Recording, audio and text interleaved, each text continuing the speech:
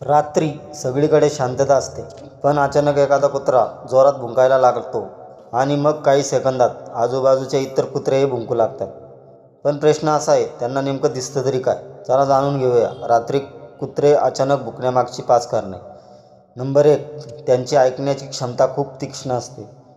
कुत्रे माणसांपेक्षा खूप दूरचे आवाज ऐकू शकतात. आपल्याला काहीच ऐकू येत नसताना त्यांना हालचाल किंवा आवाज जाणवू शकतो. नंबर 2, अंधारातही त्यांची नजर चांगली असते. रात्री एखादी व्यक्ती, प्राणी किंवा हालचाल दिसली तर ते लगेच प्रतिक्रिया देतात.